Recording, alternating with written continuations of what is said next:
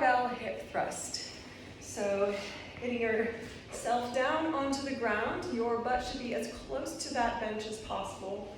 You are going to make sure that you have some sort of pad or foam mat or something on the bar to protect your hips. Go ahead and roll that bar close to you. If you are using one of these circular pads, you're going to want to make sure that the seam is facing upwards so it doesn't open once you have the weight on your body. And then you can use your hands, placing them underneath your knees. Feet will go nice and wide. Feet will go nice and wide here. And we are going to think about bracing our core, so inhaling through our nose. Exhale, engaging the abs like someone's going to punch us in the stomach.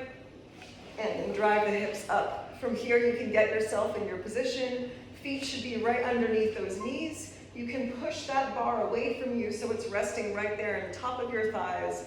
The bench should be right there underneath your shoulder blades. Chin is tucked into your chest, rib cage is pushing down.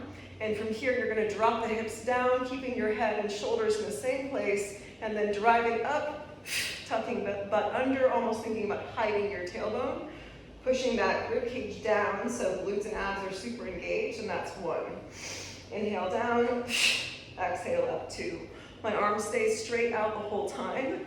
I'm actually using my arms to kind of keep that bar away from me so it doesn't roll back onto my hips. And then to lower, you can place your elbows back onto that bench, lower, and release the barbell. And that is our barbell hip thrust.